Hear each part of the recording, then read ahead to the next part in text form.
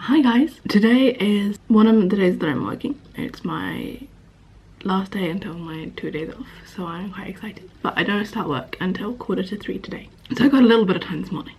I don't finish until 11, but you know, there's pros and cons. I thought I might give you a little bit of an example of what the rooms look like if you're not staying in the Disney residence. So if you are lucky, you might be staying in Le Pléiade or La Boiserie. Disney residence is owned by Disney and you normally don't have to share a room.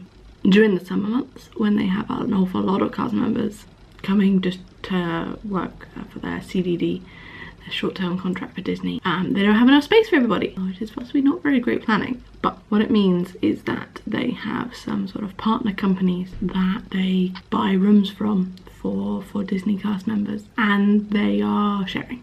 You have to share with somebody. Normally it's only one person. I think you can be sharing with up to 2 people in a room. So that'd be 3 people in total. Thankfully I'm only sharing with one other person. It's not great, but we're making it work. It does help in that my colocatrice, my roommate, she works mostly in the morning, so she leaves about 7 o'clock and gets home about 4:30, whereas I'm gone by 2 and don't get back till 11. So, you know, we're really only in the same place to sleep. So it's not too bad. We each get our time alone. Whereas when I was doing my formation, my traditions training and everything, my Disney orientation and how to use a till, because my hours were 9 to 5, the training, we were both here in the evening and it was quite difficult to get some time alone because it is just one room and a bathroom. It's not like in the Walt Disney World housing for CRPs and college program. That's it, where yes, you're sharing a room, but there's also kind of a kitchen and a living room outside of your room that you can maybe go to escape your roommate. And there's also no common areas here or a pool. That'd be pretty cool. Yeah, so I thought I would give you a little example of what it is like here. You still pay the same amount of money. It's still 360 euros a month at the moment. And you still pay your caution, your deposit of 200 euros to the front desk. So I think there are 5 apart hotels that Disney use for this. Obviously this is only representative of my room in the Résidence apart hotel, which I will tell you a little bit more about as we go around and maybe a little bit afterwards. And if anyone's got any questions, feel free to ask. Here we go. So I'm in the furthest corner of the room. My suitcase doesn't fit anywhere else, so that's where it lives with my shoes on top. There's a chair and a little desk area with a couple of tables that we used to eat at, and a television above, mostly French channels and BBC World News. This is our window. It's nice because it's got this kind of gauze over it, so you can have a little bit of privacy with the curtains open. This is my bed. So they're single beds. That's just all the stuff that I need to take later. Today's the day that I need to change my costume and my bag and a postcard to send. And so this is the bed. I've got a little bedside table. I don't have a lamp on mine, nor do I have any sockets, which makes it a bit difficult. But basically, there's a little square bedside table that I got my tum-tums on and postcards to send to people. And then below, I've got my books and some more cables and my Kindle and things like that. And that's the same for my roommate. I'm not going to show you her stuff because it's not very kind. And we've got the wardrobe. One side is shelves. Piece of work. There we go. One side is shelves. That's mine. And that's mine. I've just kept all my stuff in packing cubes because it makes it slightly easier to organise. These packing cubes are great. I got these ones from Kafkistan and they're super cute. These ones were just off Amazon and they work just as well. And then behind I've got my hair and makeup stuff and scarves and bits and bobs. So yeah, plenty of room for clothing as long as you don't bring a huge amount with you. And then this side is hanging storage. I don't know why we can't have this bit as well, and that'd be useful to have a bit more. Hanging storage, so I've got my costuming here because I don't get changed in costuming in the park. I just arrive straight to the hotel in my uniform, and then other hangers, and it goes back that way a little bit. Laundry basket on the floor. So that's basically it for the bedroom. It's nice. And then we've got the kitchen. Sorry about the mess. My roommate had to leave in a bit of a hurry this morning. So we've got 2 shelves, one for me, one for her.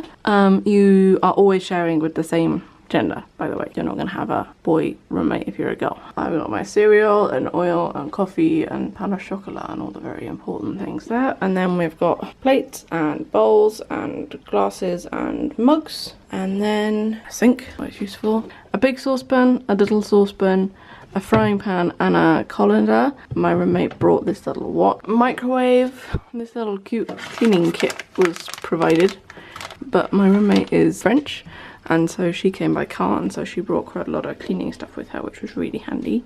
A little electric hob, which takes a little bit of getting used to because you have to choose the time you want the hob to be on for here first. I didn't realise that at first. Yeah. And we got a frigo with all our stuff in it, and it does have an ice pop, which is quite nice. Not a big one, but it's got one. Then we've got a drawer with knives and utensils. Some of them were here, and then the can opener, the bottle opener. I think this was here, and one of the ladles, and one knife, but my roommate brought the rest. A couple more shelves down here. And then here we have the cutlery and a cute little dishwasher. It's so cute. I love it. I don't really use it because we haven't got that many plates, but my roommate does sometimes.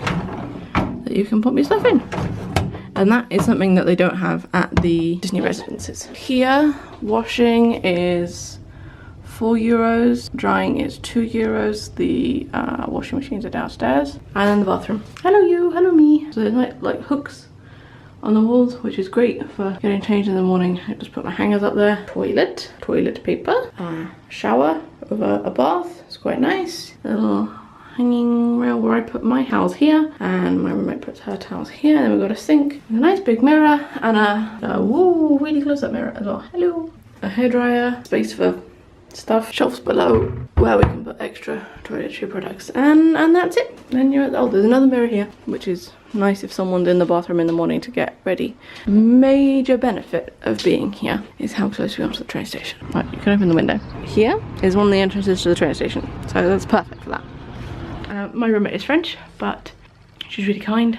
You know, if there are words that I don't know, she normally knows them in English and vice versa, and we just have a chat. Obviously only when we're actually in here at the same time and both awake, because the last few nights she's been fast asleep when I've eventually got in the door, like 10 minutes past midnight or later. And yesterday I just missed the RAR and had to wait for the next one, and oh my goodness, I felt so rough just sitting on the train for like 20 minutes waiting for it to go. I was like, oh, I can't stay awake, but I need to stay awake because it's the first stop, and if I miss it then it's gonna take me even longer to get home.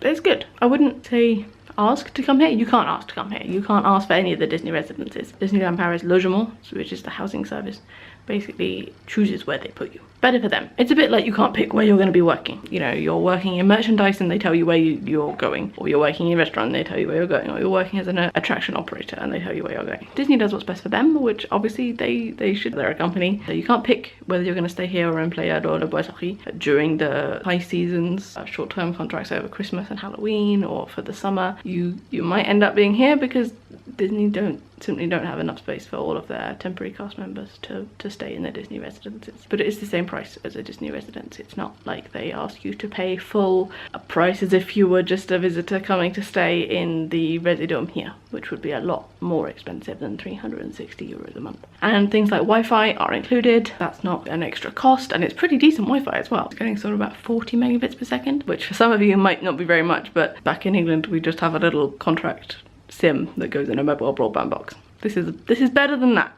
That's not bad. This is better than that. And obviously things like council tax and water and electricity, and that's all included in the €360 a month too. So that's not a problem. And it's really, really convenient for the RAR, which is great. The only problem is it doesn't have an oven. I don't know if I'd necessarily miss having an oven, but not having an oven makes me really want to make things like pizza and tuna pasta bake. I love tuna pasta bake. You can't do bake without an oven, so I've been doing tuna pasta unbaked. Right, I'm gonna say bye here, but I hope this has been useful for somebody. Maybe, you know, if you're wondering what the residences are like, and then what it might be like if you're not in a residence, because I looked at room tours of Le Bois-Sarry and Les Pléiades, but I had no idea what it was going to be like when the lady said you're not in either of them, you're going to a partner apart hotel. Hopefully this will help somebody.